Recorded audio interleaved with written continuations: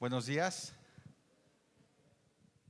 Pues nuevamente, como todos los martes, Dios nos da la oportunidad de estar aquí reunidos. Doy gracias a Dios por sus vidas y sobre todo porque a pesar de que el día amaneció lluvioso, un poco frío, pues veo que no hubo contratiempos para que pudiéramos llegar y eso es eso es bueno. Eso es bueno también. Quiero agradecer de manera muy especial el día de hoy el que ustedes sigan participando, sigan asistiendo. Espero que las pláticas o lo que se ha expuesto en este lugar pues sea bueno para con sus vidas, ¿verdad? El propósito, como siempre se ha venido manejando desde un principio, en ningún momento la idea es proselitar ni invitarlos a ustedes a que cambien de religión, ni mucho menos. El único propósito es que puedan conocer las verdades de Dios bíblicamente desde su palabra, y para que esto pues nos ayude a tener una mejor vida que sea para edificación de nuestras vidas. Entonces, bueno, pues vamos a dar inicio a la reunión y vamos a hacer una pequeña oración para disponer nuestros corazones, ¿sí? Señor Padre Santo, te queremos dar gracias antes que todo por permitirnos la vida, Señor. Habiendo vida sabemos que hay oportunidad. Te pedimos, Padre Santo, que en este día seas tú hablando a nuestros corazones y también, Padre Santo, que permitas que la palabra sea respaldada por tu Santo Espíritu, Señor.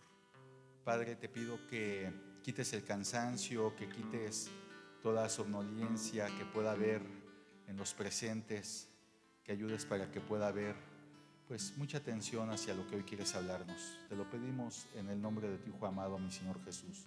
Amén. Buscad primero el reino de Dios y su justicia.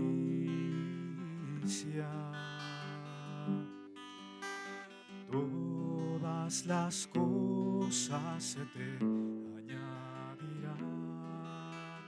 Aleluya, aleluya.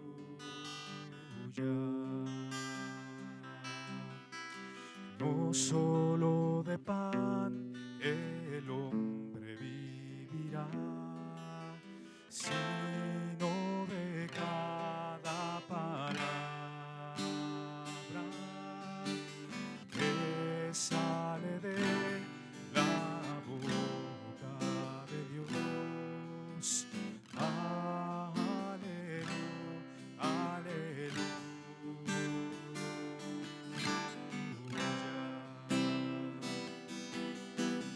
Venid, pedid y se os dará. Buscad y hallaréis. Llamad, tocad y se os abrirá.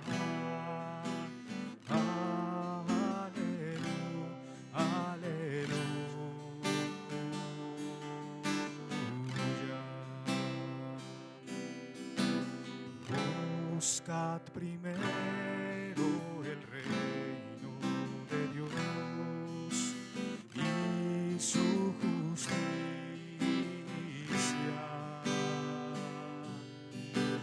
Todas las cosas se te añadirán.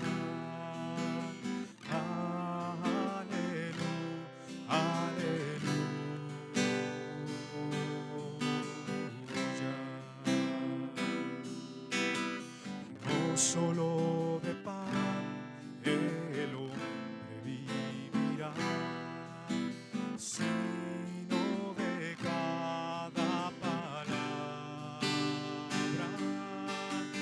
que sale de la boca de Dios. Aleluya, aleluya.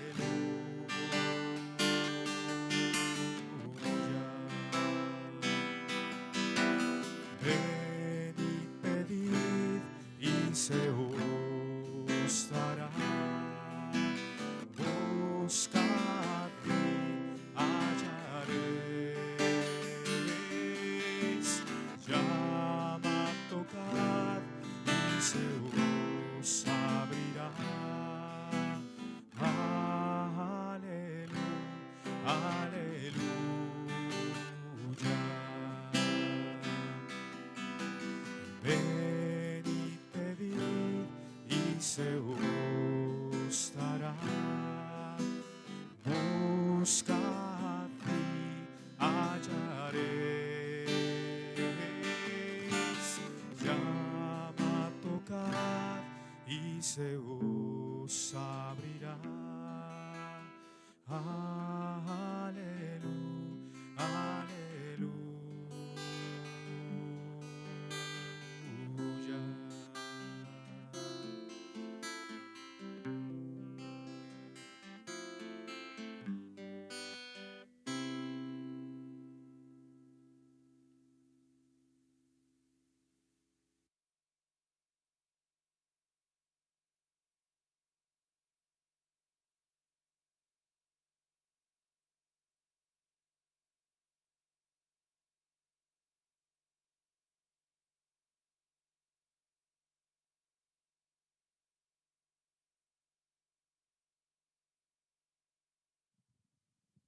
Sí, sí.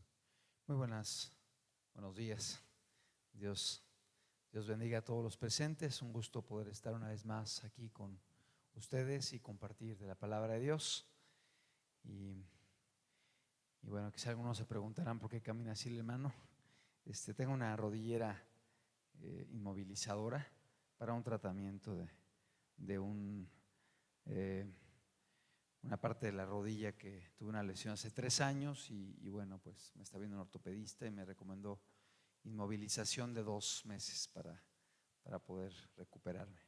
Entonces es eso, por eso estoy rengueando un poco, pero todo está bien, gracias a Dios. Me gustaría compartir el día de hoy un estudio. He estado compartiendo y también los hermanos han estado compartiendo acerca de la salvación, acerca de la necesidad de Dios y yo en particular he estado hablando un poquito acerca de la persona de Jesús. He hablado por qué Jesús, he mencionado algunas razones por las cuales podemos confiar en Jesucristo y el día de hoy quise compartir este tema que he titulado ¿por qué Jesús? El cumplimiento profético del Mesías. El cumplimiento profético del Mesías. Antes de arrancar con el tema, quiero comentar que la palabra de Dios ha sido víctima de muchas persecuciones.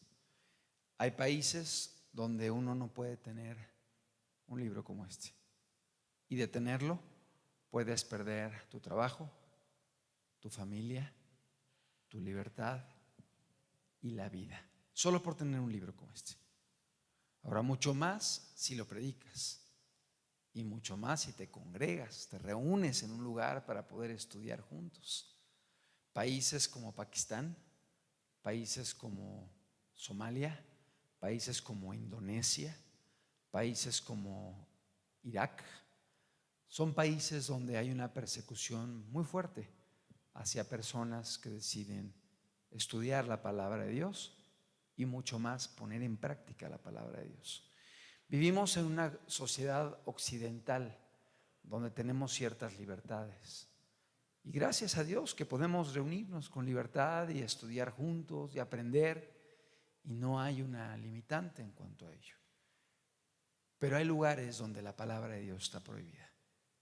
Y si tú estudias un poco acerca de la historia del cristianismo, sabrás que en muchas etapas de la historia fue prohibido en diferentes países y en diferentes imperios, y de hecho la Biblia fue quemada en muchas ocasiones. Se hacían pilas inmensas de Biblias y se quemaban, y se hablaba de que la Biblia iba a ser desarraigada de la sociedad porque no hacía ningún bien. Pero la Escritura dice por boca de Jesús: el cielo y la tierra pasarán, pero mis palabras no pasarán. Son palabras de Jesús.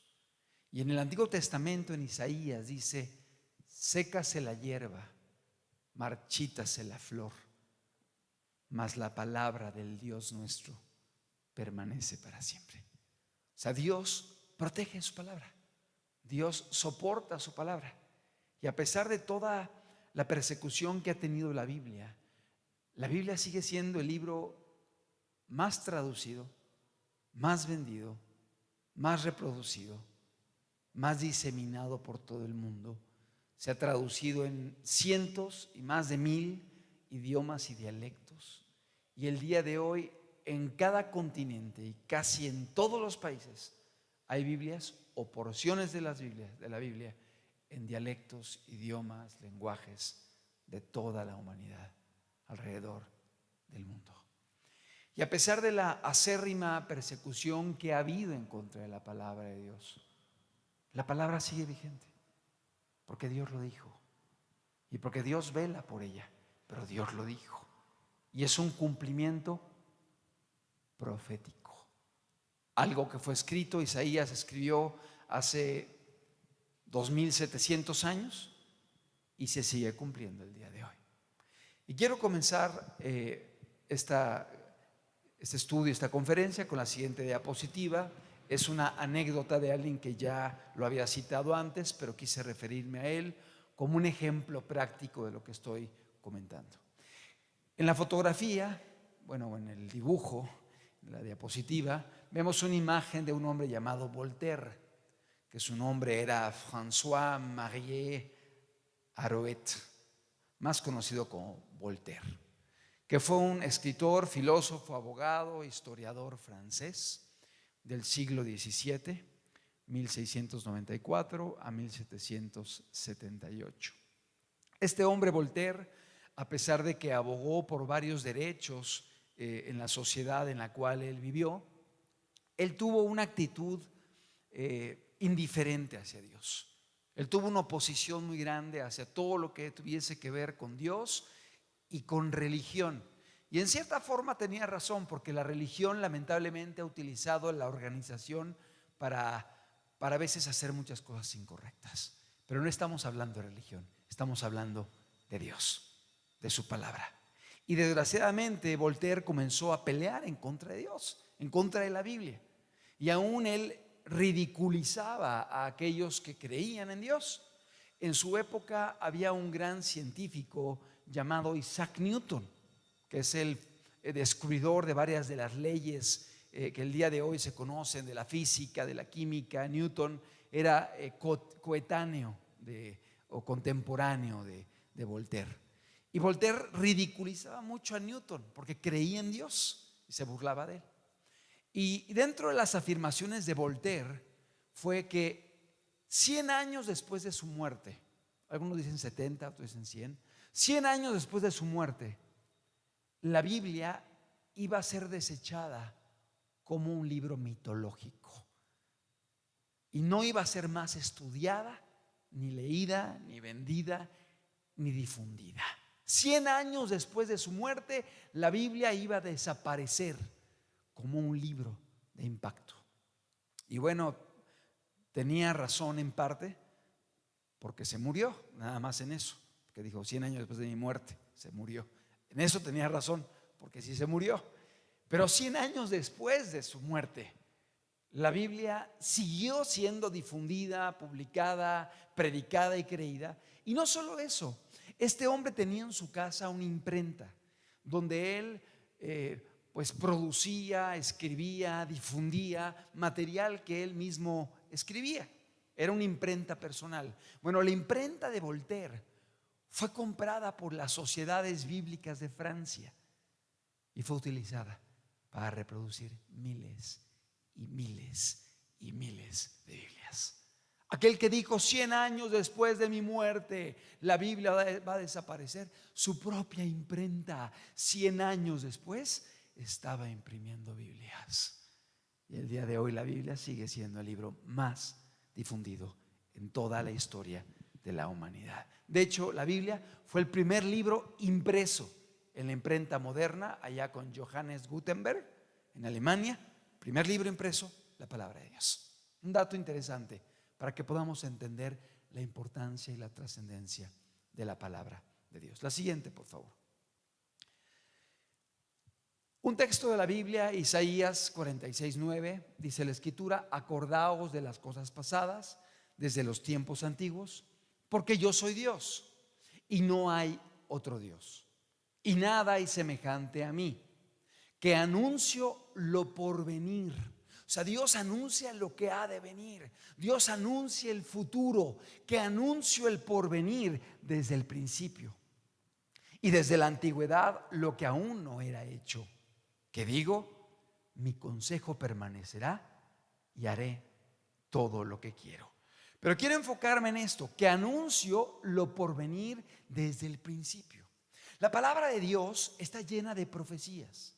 ¿Qué son las profecías? Las profecías son referencias o citar o hablar de eventos futuros y detallar situaciones, circunstancias, fechas, personajes o lugares de algo que no ha acontecido. La palabra de Dios tiene más de 2000 profecías que se han cumplido y otras más que se están cumpliendo y que se van a cumplir. Más de 2000 profecías que fueron escritas siglos atrás, muchas de ellas en el Antiguo Testamento, y nos vamos a años antes de Cristo, y otras de ellas a partir del ministerio de Jesús. Pero la palabra de Dios tiene más de 2000 profecías que han sido escritas y que han tenido un cumplimiento exacto.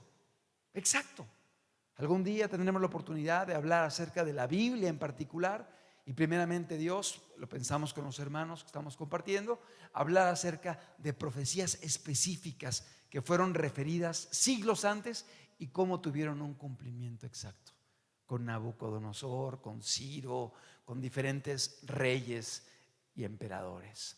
Pero bueno, quiero decir que hay más de 2000 profecías cumplidas en la palabra de Dios. Eventos escritos con cientos de años de anterioridad que se cumplieron al pie de la letra. Pero particularmente con relación a Jesús, con relación al Mesías, con relación a la venida de Jesucristo a este mundo, hay más de 300 profecías mesiánicas que se cumplieron en Jesucristo.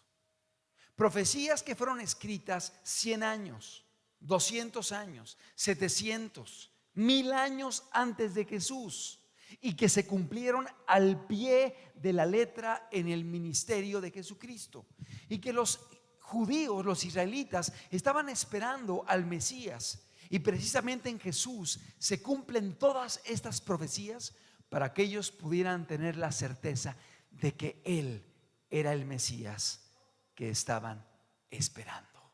Los judíos esperaban un Mesías, esperaban un Salvador, y estudiaban la Biblia, los escritos de Moisés, los salmos, los escritos de Daniel, de Ezequiel, de Oseas, Joel, Amós, Abdías, todos los profetas del Antiguo Testamento, porque cada uno de ellos había referido alguna situación con respecto a la venida del Mesías. La siguiente, por favor. ¿Qué significa Mesías?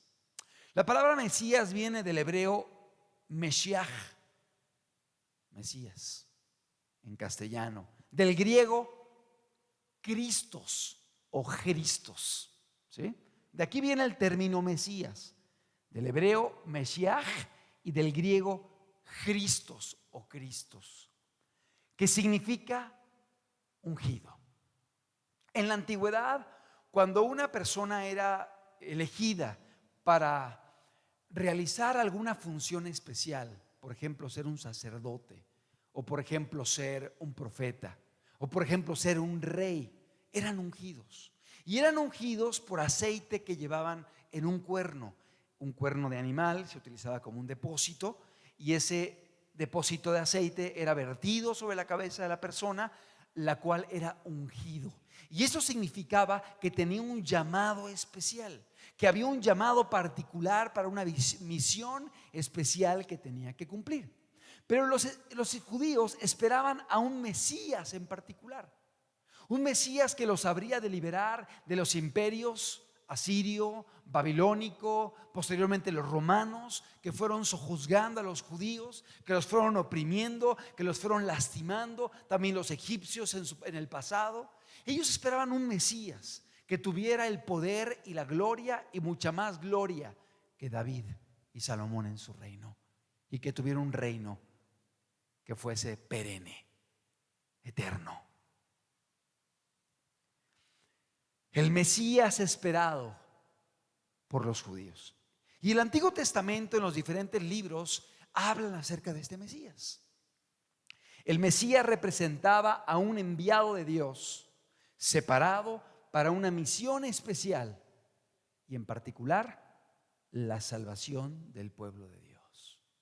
En particular era esto. Había muchas cosas adicionales, pero en particular era alguien que traería salvación al pueblo de Dios.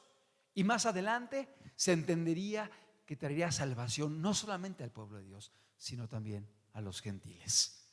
Y por eso hoy estamos aquí, porque somos gentiles, no somos judíos, somos gentiles. No sé si hay alguien que tenga alguna ascendencia judía o que sea descendiente de judíos, pero bueno, la mayoría somos gentiles.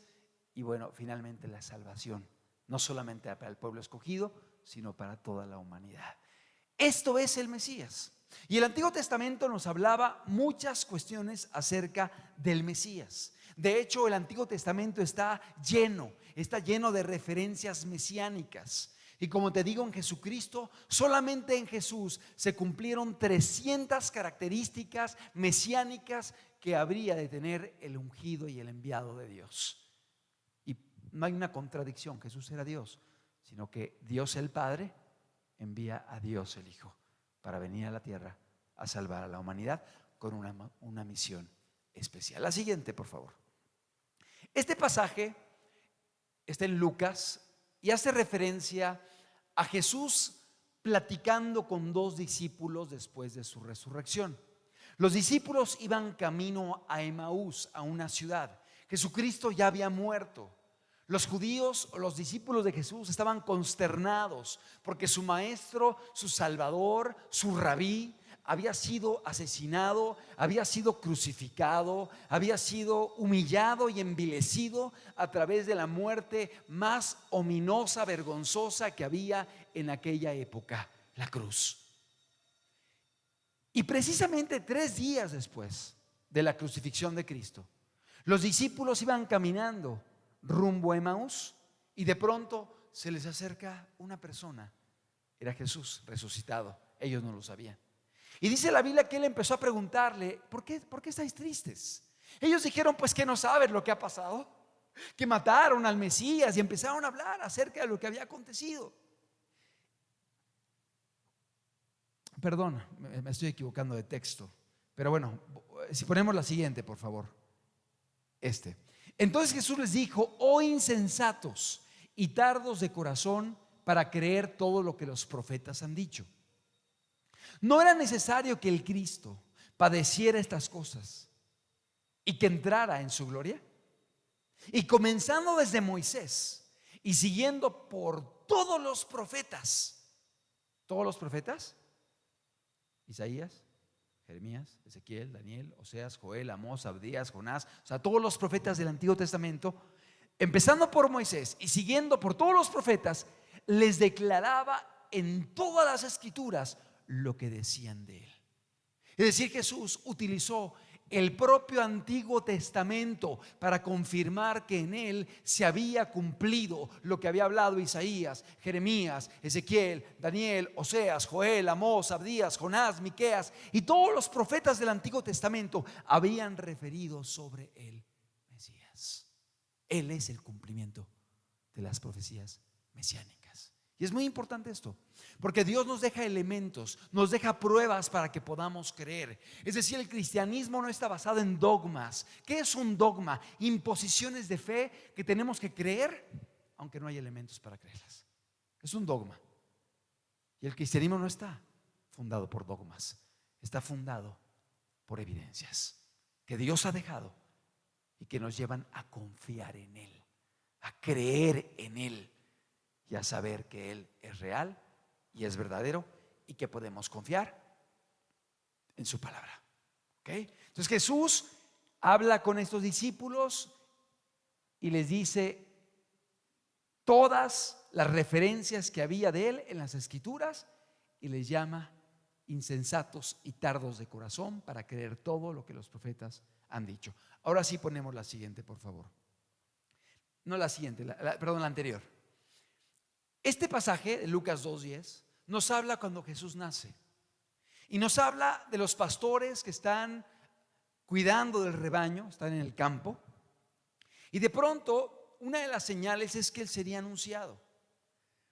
Y dice la Biblia que de pronto se aparece un ángel a los pastores y una serie de ángeles, huestes de ángeles que cantaban y alababan a Dios. Pero el ángel les dice a los pastores: no temáis, porque aquí os doy nuevas de gran gozo, que será para todo el pueblo. Fíjate, que os ha nacido hoy en la ciudad de David. ¿Cuál es la ciudad de David? ¿Dónde nació David? En Belén.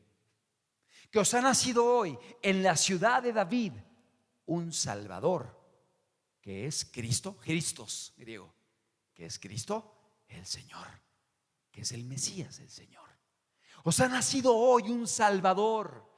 Una de las labores del Mesías era salvar. Un Salvador que es Cristo el Señor. Por eso le decimos Jesús Cristo o Jesucristo, porque es Jesús, su nombre, el Cristo, el Salvador, el ungido, el enviado de Dios. ¿Ok? Estamos comprendiendo. Y esto fue dicho por los ángeles: no temáis, porque aquí os doy nuevas de gran gozo, que será para todo el pueblo, que os ha nacido hoy en la ciudad de David. Es interesante, pero en el Antiguo Testamento, cientos de años antes del nacimiento de Jesús, ya decía que en Belén de Efrata nacería el Mesías. Y se cumplía. Jesús nacía en Belén. Curiosamente, José y María no vivían en Belén, pero se mueven a Belén porque había un censo. Y el censo los obligó a ir a registrarse en el padrón. Y tuvieron que ir viajando hasta Belén. Y en ese momento se cumplen los días del alumbramiento de María y nace Jesús en Belén. Es decir, ni José ni María vivían en Belén, pero se mueven las circunstancias espirituales para que puedan estar en Belén el día que da a luz María. Y nace Jesús en la ciudad que estaba profetizado siglos antes. Así es Dios, así obra Dios, perfecto. Él tiene todo en sus manos y Él permite muchas circunstancias para que podamos creer en Él. Que os ha nacido el día de hoy en la ciudad de David un Salvador, que es Cristo, el Mesías, el Señor. La palabra de Dios, como te decía, tiene más de 2000 referencias proféticas que se han cumplido y tiene más de 300 profecías mesiánicas que nos hablan precisamente de Jesucristo.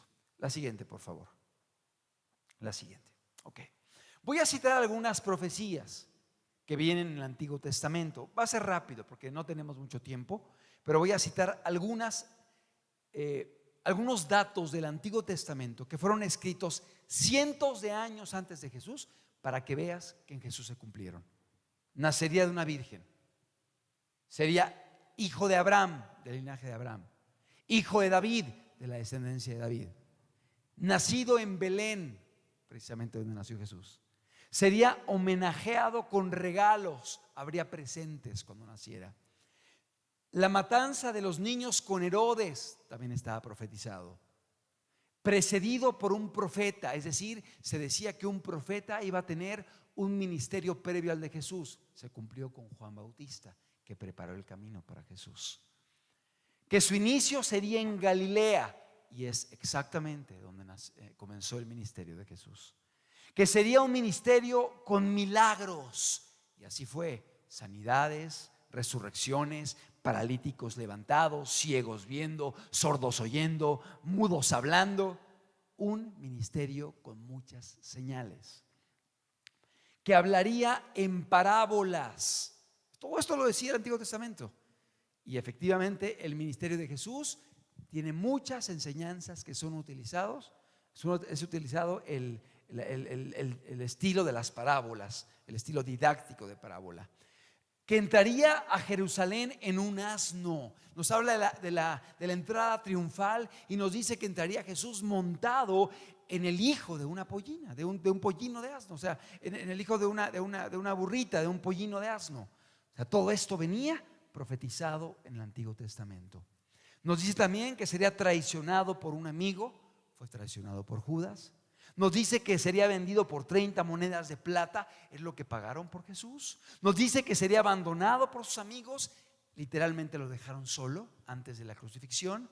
Nos dice que permanecería mudo delante de sus acusadores, y efectivamente Jesús cayó, no se defendió, no se puso a argumentar, no, yo soy justo, nada malo he hecho, no, ¿por qué me quieren matar? No, mira, yo soy el Hijo de Dios. Se cayó. Guardó silencio porque sabía que tenía que ir a la cruz por amor a toda la humanidad. Nos dice que sería herido, que sería escupido, que sus manos serían horadadas, perforadas, que sería crucificado entre ladrones, que sus vestiduras serían repartidas y rifadas, que clamaría: Dios mío, ¿por qué me has desamparado? Esto lo profetizó David 1000 años antes de Jesús, en el Salmo 22. Dios mío, ¿por qué me has desamparado? Y tú lees el Salmo 22, que fue escrito por David 1000 años antes de Jesús, y es una narración de la cruz. Increíble, impresionante cómo Dios le revela a David el sufrimiento del Mesías. ¿Qué más nos dice en el Antiguo Testamento? Que su corazón sería traspasado, roto, que sus huesos no serían quebrados, que sería sepultado en la tumba de un rico, que resucitaría. Todo esto venía profetizado en el Antiguo Testamento. Y aquí son quizá unas 20 profecías, pero hay más de 300 profecías que fueron cumplidas por Jesús, escritas por varios autores de la Biblia siglos antes del nacimiento de Jesús. La siguiente, por favor. Algunos dirán: no, es que a lo mejor cambiaron la Biblia. Después de Jesús ya la cambiaron y ya le pusieron todo eso para que se pudiera adaptar a Jesús y entonces dijeran que él era el Mesías. No, porque el Antiguo Testamento terminó de escribirse 450 años antes de Cristo.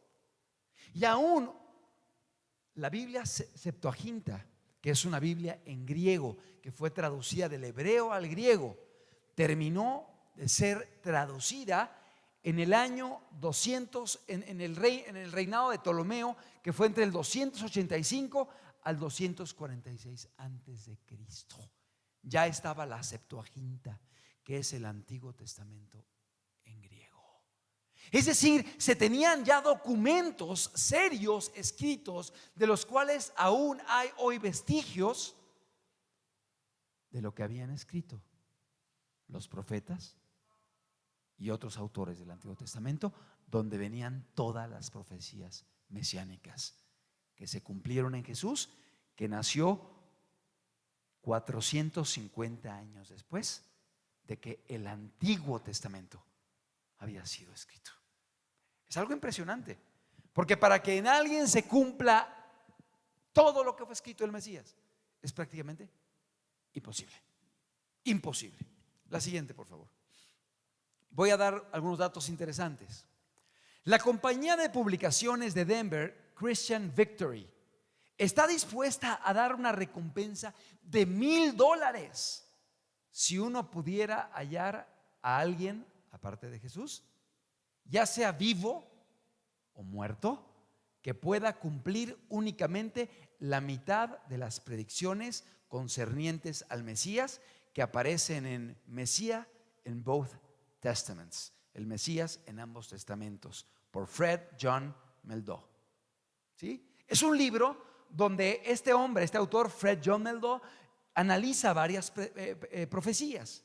Y esta compañía de publicaciones, Christian Victory, ofrece $1000 a aquel que presente a una persona viva o muerta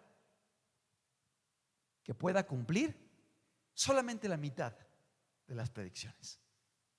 $1000 Estamos hablando de 20,000 pesos más o menos. A nadie le caerían mal, ¿verdad? 20,000 pesos.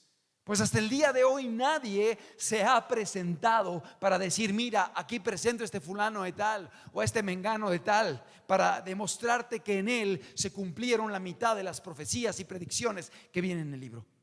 Nadie lo ha hecho. ¿Por qué no lo han hecho? Porque fue algo muy específico en Jesús que nadie más podría cumplir. La siguiente, por favor. Un hombre, aquí tenemos la fotografía de él, se llama Peter Stoner, matemático, astrónomo y autor del libro Science Speaks, que significa la ciencia habla, publicado en 1963. Dice: con base en la ley de las probabilidades, ha demostrado que para que se cumplieran 8, solamente 8 de las 300 siguientes profecías mesiánicas en alguna persona, sería prácticamente imposible. Y ahorita vamos a ver qué probabilidad habría. ¿Qué profecías? 1, que naciera en Belén. 2, que fuera precedido por un mensajero. 3, que entrara a Jerusalén en un asno. 4, que fuera traicionado por un amigo. 5, que fuera vendido por 30 monedas de plata. 6, que su dinero fuese arrojado en el templo de Dios para comprar el campo del alfarero.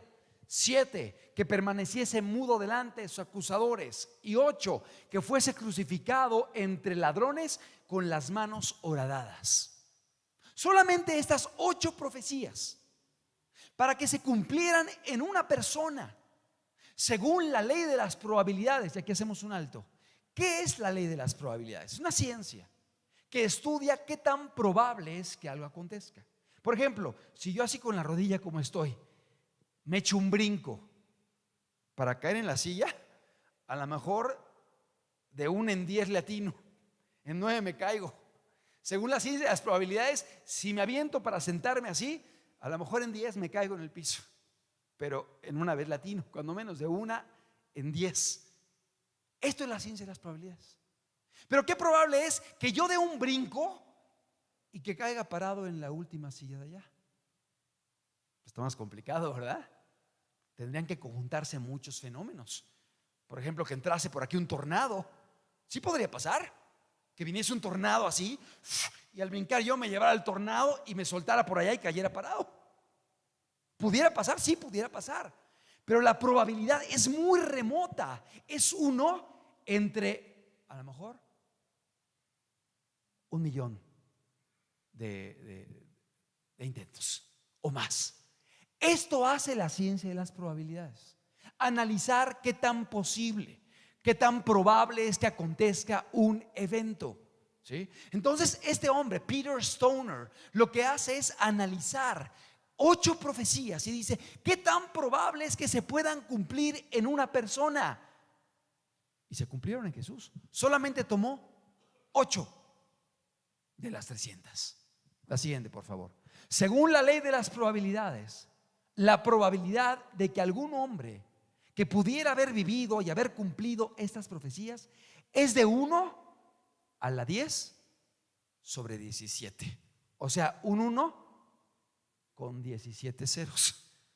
¿Cómo se lee esta cantidad? No sé, perdóname, no sé leerla. Pero es una cantidad bastante, tendría que ponerme a analizar, a ver esto: 1,000, 10,000, 100,000, 1,000,000, 1,000,000,000 y así. O sea, es algo imposible. Cuando un evento tiene la probabilidad de 1 a la 10 sobre 11, ya es imposible. Este tiene 1 a la 10 sobre 17. Es prácticamente imposible que algo acontezca. Y esto es únicamente que se cumpliese en alguien 8 de las 300 profecías que había de Jesús. Si quisiéramos analizar las 300, ese número aumenta de una forma increíble.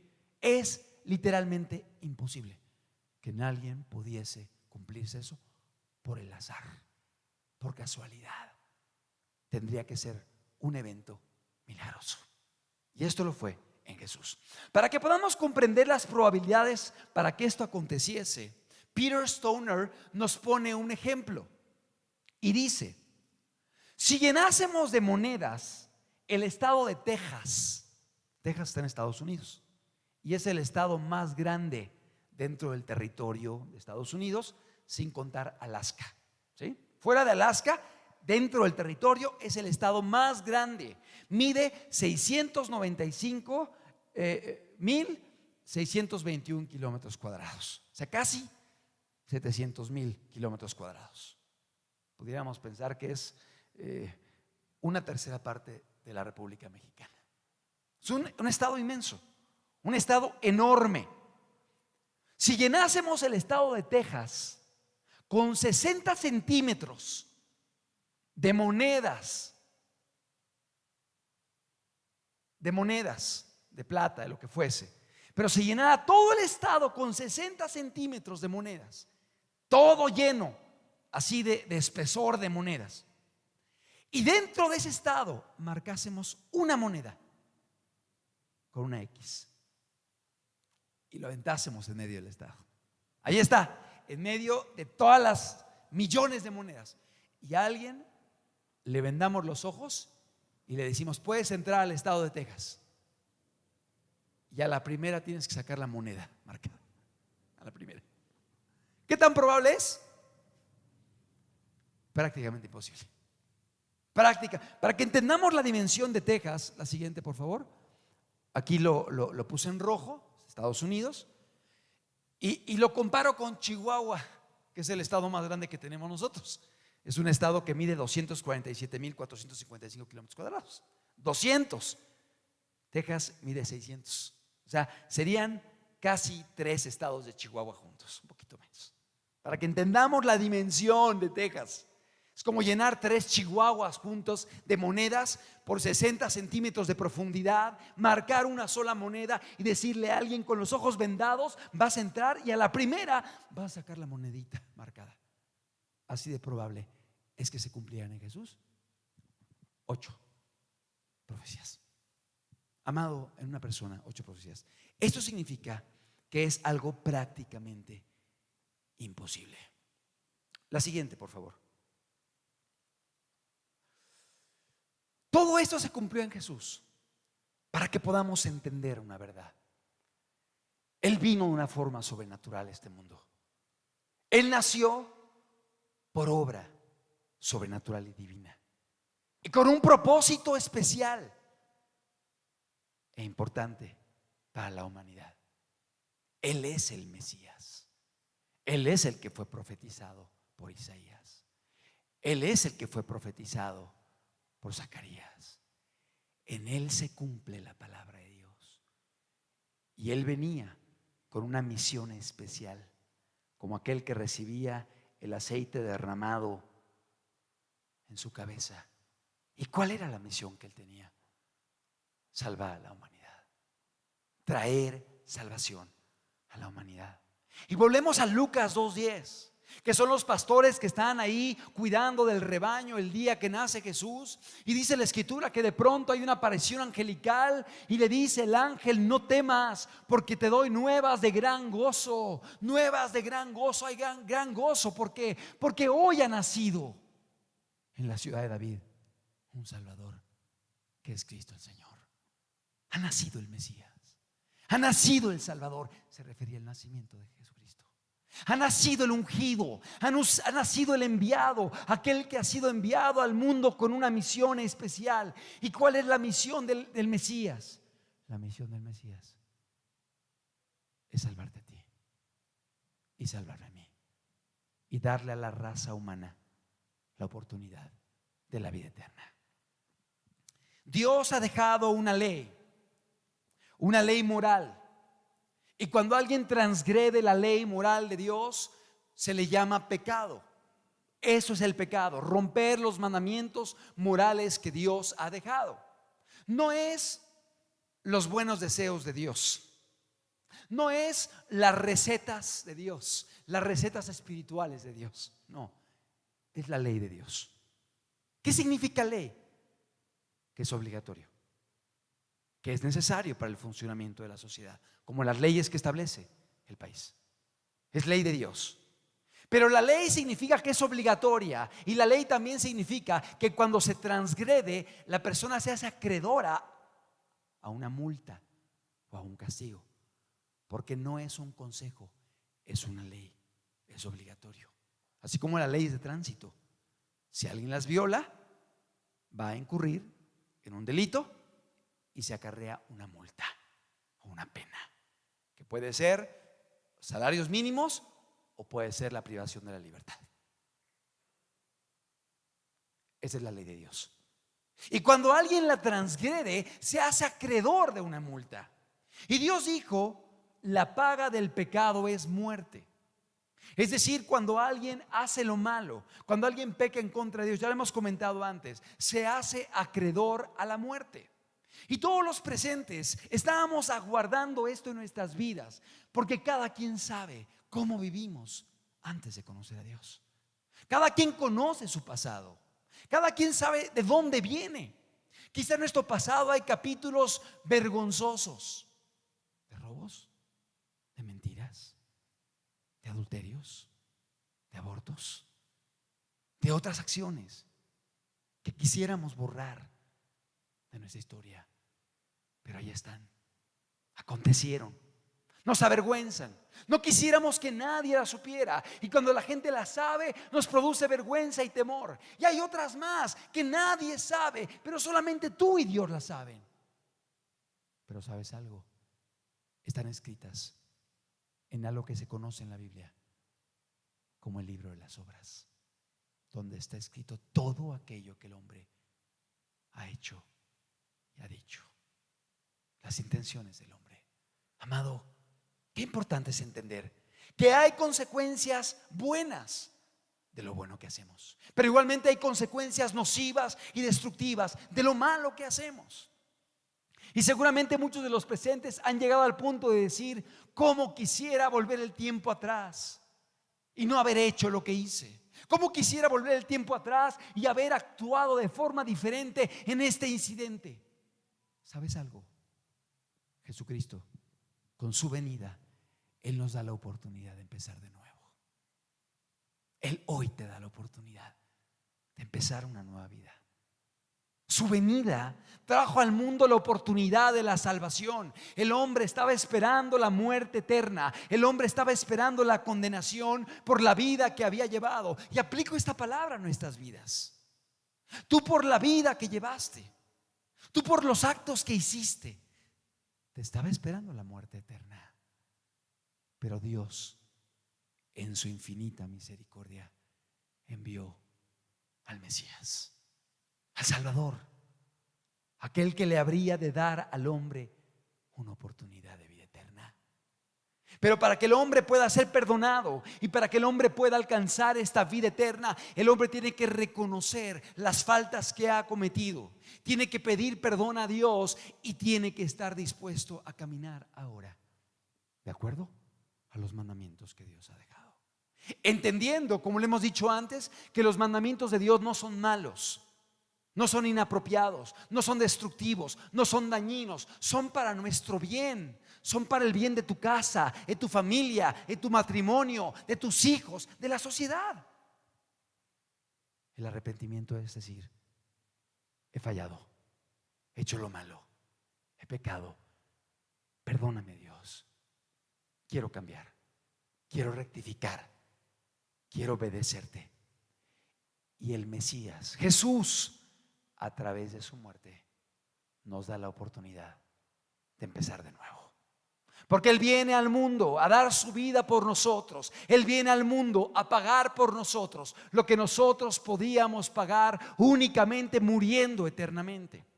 Pero para que alguien pueda alcanzar esta salvación, tiene que reconocer su necesidad de Dios. Porque si alguien dice: no, es que yo no necesito ser salvo, yo no necesito un Mesías, yo no estoy perdido, obviamente esa persona, ¿para qué es salvado si no se siente perdido? ¿Qué tiene que haber en una persona para que pueda entender el valor de la salvación, reconocer su condición y darse cuenta de la situación en la cual se encuentra por la vida que ha llevado. Y en esto nos sirve la palabra de Dios y nos ayuda para poder entender cómo es que Dios nos mira, cómo es que Dios nos ve por la vida que llevamos en el pasado. No temáis, porque aquí os doy nuevas de gran gozo, que será para todo el pueblo, que os ha nacido hoy en la ciudad de David un Salvador, el griego, un Mesías, que es Cristo, el Señor. La siguiente, por favor. E inmediatamente, repentinamente apareció con este ángel una gran multitud de huestes celestiales que alababan a Dios y decían: gloria a Dios en las alturas y en la tierra paz, buena voluntad para con los hombres. Mira qué hermoso. Esto cantaban los ángeles el día que nació Jesús, y es algo que debemos entender. Gloria a Dios en las alturas. O sea, el Dios que tenemos es un Dios glorioso, es un Dios hermoso, es un Dios que merece toda la adoración, porque a pesar de la vida que llevamos, Él quiere nuestro bien. Él quiere salvarte. Él quiere darte una oportunidad. Él es digno de toda la gloria. Gloria a Dios en las alturas y en la tierra paz. Con el nacimiento de Jesús, Él vino a traer paz. ¿En qué sentido vino a traer paz? El hombre estaba en enemistad contra Dios por su rebeldía. El hombre estaba en enemistad contra Dios por su pecado. El hombre estaba enemistado con Dios por la vida de desobediencia. Pero a través de Jesús, el hombre es reconciliado con Dios. Es como si el hombre llegase a un gran abismo. Y es un abismo que representa la muerte, y Dios está a 50 metros y el hombre no puede llegar allá. Y de pronto cae la cruz de Cristo. De un lado a otro nos da el paso. A través del sacrificio de Jesús nos permite pasar caminando sobre el abismo para llegar a Dios. Es decir, a través de la muerte de Cristo, a través de su vida, a través de lo que Él hizo, su predicación, su muerte y su resurrección, Él permite que el hombre pueda hoy ser reconciliado con Dios y pueda acercarse de nuevo a Dios. Porque por la vida que llevamos en el pasado no podíamos acercarnos a Dios, pues estábamos en desobediencia. Pero a través de lo que hizo Jesús, Él vino a traer paz en la tierra, vino a traer reconciliación para con Dios, buena voluntad para con los hombres. Y quiero subrayar este punto: Dios tiene buena voluntad para con nosotros. Dios tiene pensamientos de bien para contigo y para conmigo. Podemos confiar en Dios. No dudes que Dios quiere tu bien. Si Dios te llama a cambiar, te llama a dejar mentiras, te llama a dejar amarguras, te llama a dejar adulterios, te llama a dejar resentimientos, te llama a dejar borracheras, te llama a dejar todo aquello que te daña, te destruye, te afecta y daña no solamente tu vida, tu casa, tu familia, tus hijos, tu economía. Dios te llama a cambiar. Pero ¿sabes algo? Lo que Dios te pide es bueno y es para tu bien. Y es porque Dios busca algo bueno en tu vida. Es como aquel niño que conoce a su papá y sabe que su papá le ama y sabe que su papá es alguien bueno. Y de pronto cuenta la anécdota que la casa se empezó a quemar y la familia fue saliendo y la casa estaba en llamas. Y de pronto, cuando salió la familia, empezó a contar a los hijos y se dio cuenta que estaban todos menos uno. Pero la casa ya estaba en llamas. Y empezaron a gritarle porque era la madrugada y seguramente estaba dormido. Y de pronto en una de las ventanas se ve una figura pequeñita que se asoma y empieza a gritar. Y es el niño que está dentro. Y la gente le dice: brinca, brinca. Y el niño dice: no puedo brincar, solamente veo humo y siento las llamas, tengo miedo, ayúdenme. Y la gente le dice: brinca. Y él no puede brincar. Y de pronto el padre se para abajo y le dice: hijo, le llama por su nombre: soy yo. Brinca. Papá, escucho tu voz, pero no te veo. Pero eres tú, escucho tu voz. Y el papá le dice: brinca, hijo. Y el niño dice: papá, no te veo, pero sé que eres tú porque te oigo. Y por cuanto confía en papá, el niño se avienta. Uno podría decir que se avienta al vacío, pero no, se avienta confiando en un padre que está detrás de las tinieblas. Él conoce a papá, él conoce su amor, él conoce su fidelidad, él conoce su buena voluntad. Y el niño brinca y los brazos del padre lo atrapan. Así es Dios. Dios tiene buena voluntad para con tu vida. Sí, pide un cambio en ti, pide que corrijas tu vida, pide que le entregues tu corazón, pide que comiences a obedecerle en cuestiones que a lo mejor para ti no son normales o no son cotidianas, pero Dios quiere tu bien aquí y en la eternidad, porque estamos de paso. Buena voluntad para con los hombres. Dios tiene buena voluntad para con tu vida. No te resistas. Yo sé que Dios ha estado tratando con muchas vidas aquí. Yo sé que Dios ha estado hablando a personas, no solamente a través de los estudios, sino aún en tu casa, quizá por sueños, con situaciones que has enfrentado, por personas que te han hablado, y tú sabes que es Dios que te está buscando. Oye, escúchalo. Dios tiene buena voluntad para contigo. Dios quiere hacer las paces contigo. Dios envió al Mesías, el cual pagó por ti, para que le rindas tu vida y para que puedas caminar con Él. La siguiente, por favor. Quiero terminar con una anécdota de un hombre que estaba abajo en un pozo. Y es real. Es un hombre chino que testificaba cómo un día fue transformado. Y él decía lo siguiente: un día caminando por este mundo caí en un pozo cenagoso. Caí en un pozo cenagoso, caí en medio del lodo y quería salir y no podía salir. Y de pronto llegó un hombre y se me quedó mirando y me dijo: hijo, ¿qué haces allí abajo? Y él le dijo: padre, ¿quién eres? Y él le dijo: soy Confucio. Y él le dijo: es que caí aquí por decisiones que tomé. Y Confucio me dijo: es que si no hubieras caído, si no hubieras hecho esto o lo otro, no habrías caído en esa condición. Y decía el hombre chino, y de pronto se fue y me dejó allí. Y después, pasado el tiempo, llegó otro hombre y se paró al borde del pozo. Y le dije: padre, ayúdame. Y él me dijo: hijo, ¿qué haces allí? Es que caí, no puedo salir. ¿Quién eres tú? Y él me dijo: yo soy Buda. Y dice, y Buda me dijo: cierra los ojos, concéntrate, piensa que no sufres, piensa que tienes paz en tu corazón. Y dice él: pues yo intenté cerrar mis ojos y intenté pensar en cosas, pero finalmente cuando los abrí seguí en el pozo. Y cuando me di cuenta, el hombre se había ido. Pero después llegó un tercer hombre que se paró y me dijo: hijo, ¿qué haces allí? Y yo le dije: socórreme, no puedo salir. ¿Quién eres tú?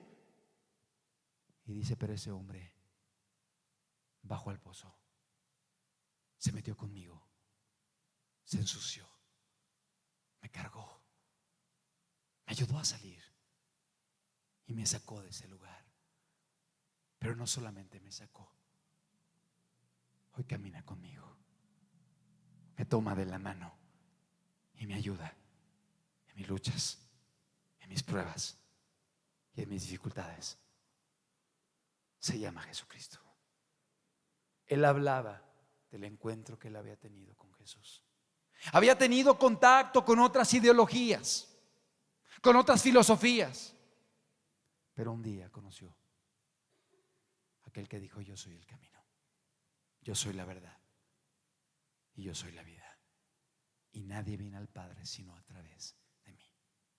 Y a través del conocimiento de Jesús, él pudo ser transformado. Y él decía: ahora camino con él. No solamente me sacó del pozo cenagoso, hoy es mi pastor, hoy me guía, hoy me enseña, hoy me ayuda. Y aún hoy me carga cuando siento que ya no puedo. Es como aquel pensamiento de aquel hombre que llegó al cielo y mirando atrás le dijo: Señor, ¿por qué veo dos pisadas siempre en el camino? Las tuyas y las mías. Pero en los momentos de crisis, de problemas, de enfermedad, de dificultad, nada más veo mis huellas, Señor. ¿Por qué me dejaste en esos momentos? ¿Por qué estuve solo cuando más te necesitaba? ¿Por qué no estuviste caminando a mi lado cuando más te necesitaba, en los problemas, en las dificultades? Y Dios le dijo: no, hijo mío, no son tus huellas, son las mías. Yo te estaba cargando. Yo te estaba cargando porque tú ya no podías. Tú ya no podías caminar. Tus fuerzas faltaban. Te tuve que cargar en esa temporada para que pudieras seguir adelante. Y así ha sido Dios en cada una de nuestras vidas. Él ha estado muy cerca, pero Él te está llamando para que puedas rendirle tu corazón, para que puedas abrir la puerta de tu corazón y para que Él pueda ser tu Salvador. El Señor nos ha estado hablando a través de la palabra. Y como decía el hermano, el ingeniero Soto, no es para un cambio de religión. La verdadera religión se llama Cristo. Porque el término religión viene del latín religar, religare, que habla de aquel que nos religó con Dios. Y fue la muerte de Jesús la que nos permite el día de hoy acercarnos de nuevo a Él. Que puedas tener oídos para oír. Yo sé que Dios te está buscando. Y yo sé que Dios te está hablando. Y te está enseñando verdades valiosas para tu vida, que van a cambiar tu corazón, que van a cambiar tu familia, que van a cambiar tu historia, y que quieren ser de bendición para tu eternidad. Para tu eternidad. ¿Por qué no cerramos los ojos un momento? Terminamos con una oración. Padre, yo te agradezco, Señor, por tu palabra. Yo te agradezco, Señor amado, porque tú viniste a traer paz a esta humanidad, Señor. En la tierra paz. Y tu palabra dice que hay buena voluntad de ti para con los hombres, Señor. Y queremos creerlo, Señor. Queremos entenderlo. Queremos tener esa certeza que nos lleve y nos motive a perseverar, a caminar, a tomar decisiones. Oh Dios, trata con cada vida. Yo sé que lo has estado haciendo y síguelo haciendo, Señor. Sigue hablando a los corazones. Que podamos entender que Jesús no fue el nacimiento fortuito de alguien por el azar, sino que fue el cumplimiento de cientos de profecías que anunciaban su venida con un propósito: el salvar la humanidad, Señor. Que podamos entender que la venida de Jesucristo al mundo está evidenciada por cientos de citas que fueron escritas antes de Él, y Él fue el cumplimiento de las mismas. Y a través de Él hoy tenemos la oportunidad de la vida eterna, porque Él es la resurrección y la vida. Y el que cree en Él, aunque esté muerto, vivirá. Y el que vive y cree en Él no morirá eternamente. Oh Dios amado, que tu Espíritu Santo y tu palabra sigan haciendo la obra en nuestro corazón, que nos puedan guiar como una lámpara en el camino, Señor. Sigue tratando con cada uno de nosotros, Señor. Y concede que esta semilla que se ha predicado y que se está predicando cada martes pueda dar fruto para vida eterna en cada persona. Oh Dios amado, gracias porque estamos en este lugar, y gracias porque tus verdades pueden ser predicadas. Trata con nosotros en el nombre de Jesús.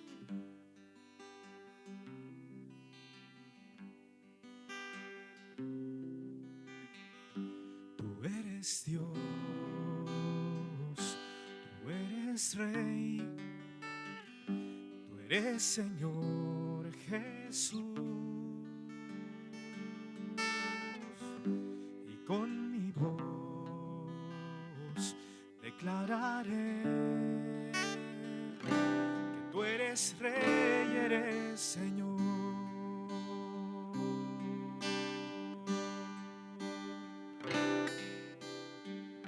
Tú eres Dios, tú eres Rey, tú eres Señor Jesús. Con mi voz declararé que tú eres Rey, eres Señor. Sobre un trono de justicia te has sentado en majestad, y tu palabra de autoridad en mi vida reinará. Sobre un trono de justicia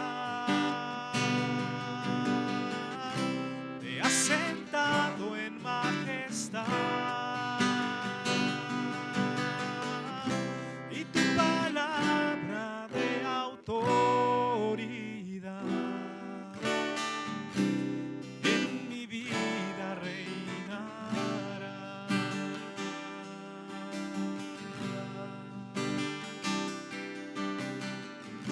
Tú eres Dios, tú eres Rey, tú eres Señor Jesús. Y con mi voz declararé que tú eres Rey, eres Señor. Sobre un trono de justicia te has sentado en majestad, y tu palabra de autoridad en mi vida reinará. Sobre un trono de justicia te has sentado en majestad, y tu palabra de autoridad en mi vida reinará. En mi vida reinará. En mi vida reinará. En mi vida reinará.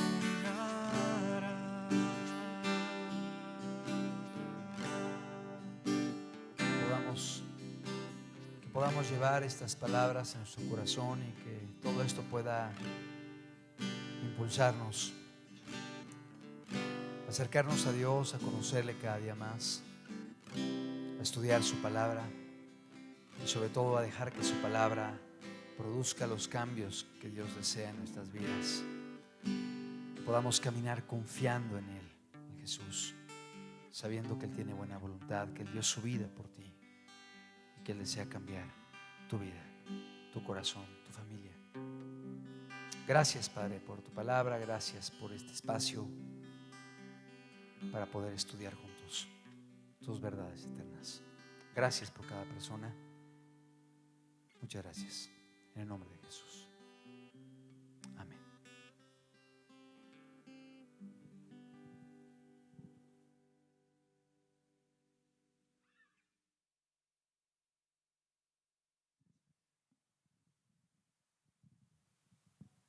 Bueno, pues muchas gracias. Estamos despedidos. Espero que la palabra haya sido nutrida, que Dios les haya edificado. Muchas gracias.